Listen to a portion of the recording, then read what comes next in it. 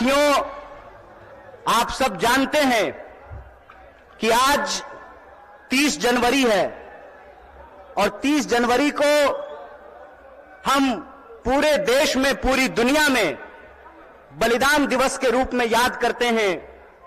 हमारे राष्ट्रपिता, हमारे बापू महात्मा गांधी को याद करते हैं और यह संकल्प लेते हैं कि मरते दम तक उनके आदर्शों पर चलेंगे। और उनका आदर्श था सत्य और अहिंसा, न्याय और एकता।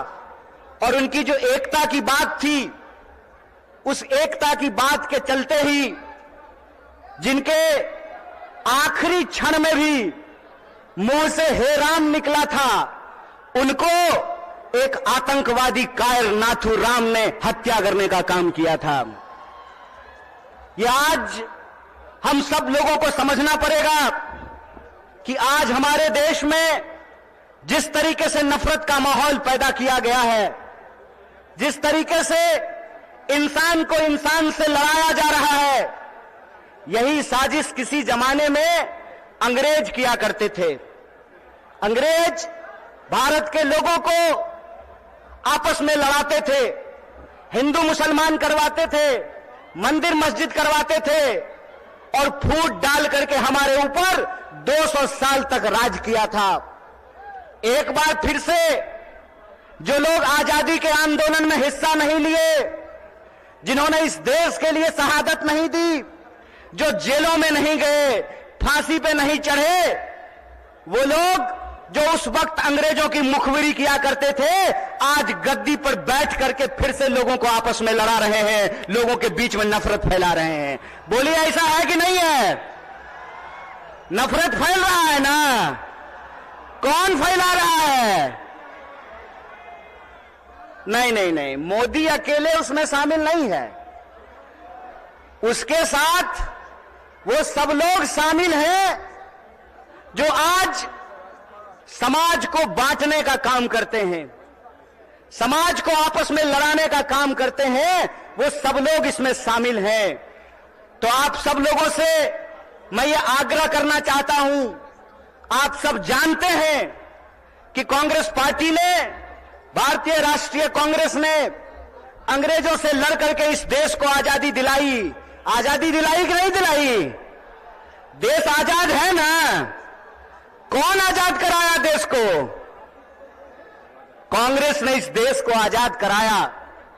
और आज एक बार फिर से जब देश में नफरत फैल रही है, उस नफरत के खिलाफ हमारे नेता श्री राहुल गांधी ने कन्याकुमारी से लेकर के कश्मीर तक पैदल चले वो, और उन्होंने कहा कि डरने की जरूरत नहीं है, डरो मत। इस समाज के भीतर जो न्याय है, लोगों का जो हक है, उसके लिए आपको संघर्ष करना पड़ेगा, उसके लिए आपको लड़ाई करनी पड़ेगी। राहुल जी ने कहा कि अगर देश में नफरत फैल रही है तो हमको मोहब्बत की आवाज को बुलंद करना पड़ेगा। और कन्याकुमारी से लेकर के कश्मीर तक उन्होंने भारत जोड़ो यात्रा की, भारत जोड़ो पद यात्रा की। जब भारत जोड़ो पद यात्रा हो गई, तब यह प्रश्न हमारे सामने था कि कौन सी ऐसी चीजें हैं जिससे यह देश ताकतवर बनेगा, इस देश को शक्ति मिलेगी। और यह जो आजकल रोजगार विहीन समझते हैं ना? रोजगार विहीन का मतलब यह है कि गृह मंत्री का बेटा बीसीसीआई का सेक्रेटरी बन जाएगा और आपके बाल बच्चा को कुछ नहीं मिलेगा। समझते हैं ना रोजगार विहीन विकास का मतलब? यह जो रोजगार विहीन विकास है, इस रोजगार विहीन विकास में इस देश के जो आम आवाम हैं, उनके बच्चों का, उनके जीवन यापन का मुद्दा कैसे हल होगा? इसीलिए यह बात कांग्रेस पार्टी ने उठाई कि समाज के हर तबके को भागीदारी देना पड़ेगा। और भागीदारी देने के लिए यह जरूरी है कि हमको देखना पड़ेगा कि समाज की रीढ़ किनको माना जाता है, देश का रीढ़ किसको माना जाता है। आप सब जानते हैं कि भारत दुनिया का सबसे युवा राष्ट्र है। भारत सबसे युवा राष्ट्र है लेकिन इस देश के युवाओं के साथ अभी यह हो रहा है कि आप पढ़ाई करते हैं, दिन रात तैयारी करते हैं, लेकिन जब नौकरी की बारी आती है तो नौकरी नहीं मिलता है। जब एग्जाम होता है तो प्रश्न पत्र लीक हो जाता है और पैसा लेकर के, घूस लेकर के सीट बेच दिया जाता है। बोलिए, युवाओं के साथ बेईमानी हो रही है कि नहीं हो रही है? चूंकि हमारे माँ बाप किसान हैं, चूंकि हमारे माँ बाप शिक्षक हैं, हमारे माँ बाप साधारण परिवार के लोग हैं, साधारण इनकम के लोग हैं, तो हमारे भविष्य के बारे में कोई नहीं सोचता है। बताइए, नेता का बेटा नेता बनेगा, मंत्री का बेटा मंत्री बनेगा, डीएम साहब का बेटा डीएम बनेगा, डॉक्टर साहब का बेटा डॉक्टर बनेगा, लेकिन किसान का बच्चा किसान नहीं बनना चाहता है। बोलिए, किसान का बच्चा किसान बनना चाहता है? क्यों नहीं बनना चाहता है? इसलिए नहीं बनना चाहता है कि इस देश की हकीकत यह है कि हर घंटे 2 किसान आत्महत्या करते हैं, हर घंटे एक नौजवान आत्महत्या करता है, हर मिनट किसी महिला के साथ कोई ना कोई अपराध होता है। आए दिन हमको यह सुनने को मिलता है कि जो शोषित पीड़ित वर्ग के लोग हैं उनके ऊपर लगातार हमले होते हैं, उनका अधिकार छीना जाता है। देश की इस परिस्थिति को देखते हुए, जब बेरोजगारी 45 साल में सबसे ज्यादा है, महंगाई आसमान छू रहा है। आप लोगों को याद था ना, पहले पेट्रोल कितना में मिलता था? पहले पेट्रोल कितना में मिलता था? 50 रुपया में। अब कितना में मिलता है? 100 रुपया में। महंगाई बढ़ी है कि नहीं बढ़ी है? सरसों का तेल पहले कितना में मिलता था? 80 रुपए किलो। अब कैसे मिलता है? 200 रुपये किलो। बोलिए, महंगाई बढ़ी है कि नहीं बढ़ी है?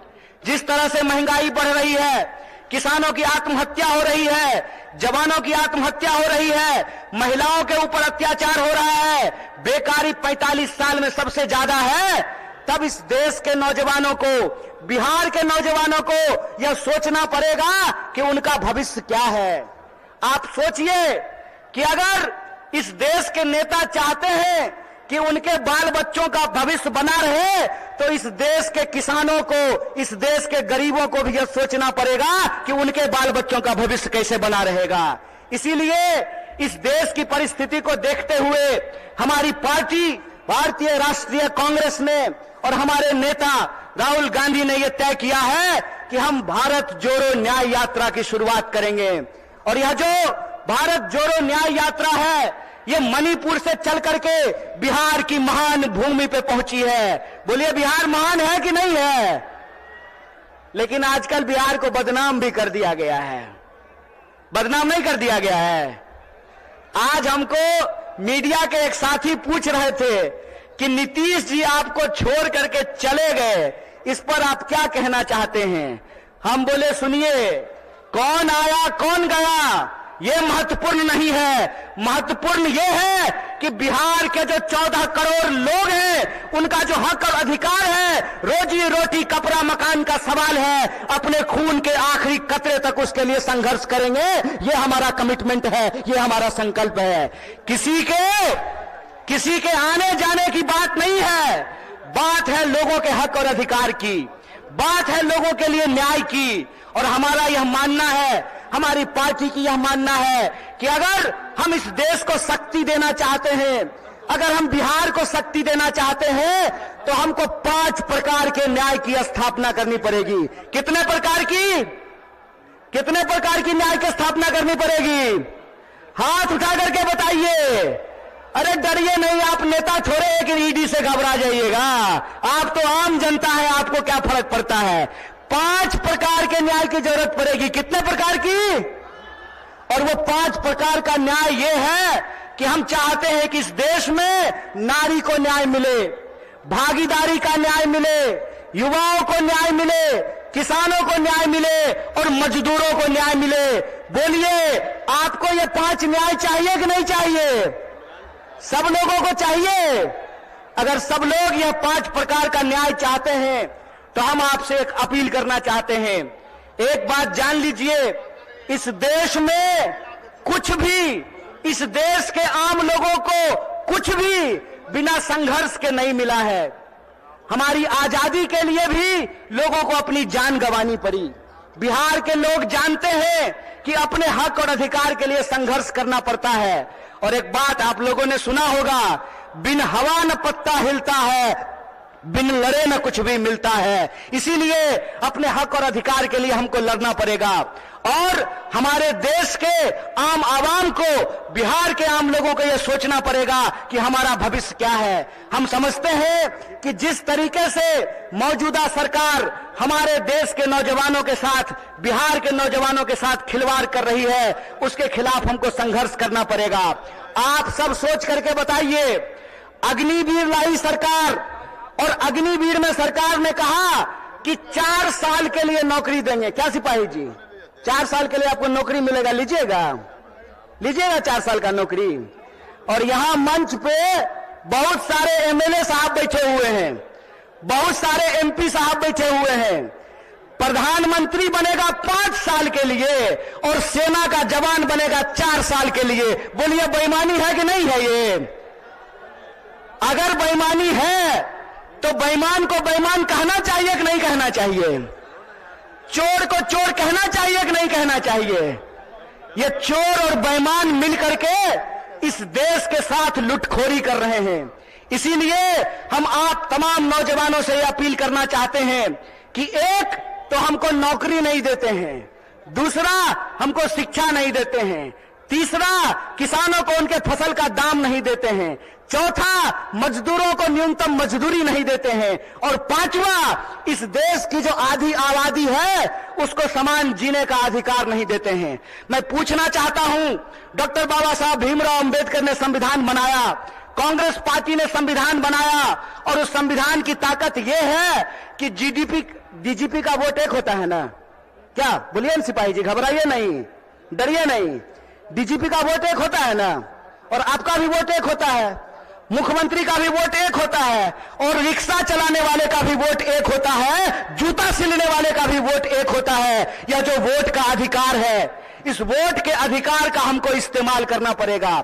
अगर वो हमारे वोट का इस्तेमाल कर रहे हैं अपने बच्चों का भविष्य बनाने के लिए, तो आपको अपने वोट का अधिकार का इस्तेमाल करना पड़ेगा अपने बच्चों का भविष्य बनाने के लिए। और आपको इस सवाल का जवाब इस देश की हुक्मरान से पूछना पड़ेगा कि आप एमपी बनिएगा 5 साल के लिए, आप मिनिस्टर बनिएगा 5 साल के लिए, आप प्रधानमंत्री बनिएगा 5 साल के लिए, और हमको सेना में देखिएगा 4 साल का नौकरी। यह नौकरी हमको बर्दाश्त नहीं है। हमको आपको परमानेंट नौकरी देना पड़ेगा, ठेके की नौकरी बंद करनी पड़ेगी। और जिसको परमानेंट नौकरी मिला हुआ है, जिसको परमानेंट नौकरी मिला हुआ है, अगर नेताओं को पेंशन मिल सकता है तो आपको शिक्षकों को भी पेंशन देना पड़ेगा, आपको सरकारी नौकरियों में भी काम करने वाले लोगों को पेंशन देना पड़ेगा। अगर इस देश के पूंजीपतियों का 12 लाख करोड़ कर्जा माफ किया जा सकता है तो आपको किसानों का कर्जा माफ करना पड़ेगा, उनके फसल का पूरा दाम देना पड़ेगा। अगर इस देश में सबको न्यूनतम मजदूरी मिल सकती है तो हम कहते हैं कि मजदूरों को भी न्यूनतम मजदूरी देना पड़ेगा। रोज बरोज नया जो है ड्रामा गढ़ करके लोगों का अधिकार ये छीन रहे हैं। आप लोग वो जादूगरी देखे हैं ना, कि जादूगर इधर से कहेगा गिली गिली पम पम छू और पॉकेट से कबूतर निकाल देगा। टीवी आजकल हमारे साथ वही कर रही है। जब भी आप टीवी खोल करके देखिएगा, आपके मुद्दे गायब कर दिए गए हैं। सुबह से लेकर के शाम तक बहस चलेगी, कौन शपथ ले रहा है, कौन शपथ नहीं ले रहा है। सुबह से लेकर के शाम तक लोगों के मुद्दों को भटका करके, और आम लोगों का जो बुनियादी सवाल है, रोजी का सवाल, रोजगार का सवाल, रोटी का सवाल, कपड़ा का सवाल, मकान का सवाल, इन सवालों को गुमराह किया जाता है। इसीलिए हम पूर्णिया के आम लोगों को और बिहार के आम लोगों को एक अपील करना चाहते हैं। हम जानते हैं कि बिना लड़ाई के कुछ नहीं मिलता है, तो हमको अपने न्याय के लिए और अपने आने वाली पीढ़ी के न्याय के लिए संघर्ष करना पड़ेगा। बोलिए, आप इसके लिए तैयार हैं? न्याय करेंगे अपने साथ, अपने आने वाली पीढ़ी के साथ। तो आखिरी बात बोल करके अपनी बात को मैं खत्म करूंगा। मैं पहली बार रंगभूमि मैदान में नहीं आया हूं। ये तीसरी बार है जो मैं रंगभूमि मैदान में आप तमाम लोगों के बीच में आया हूं।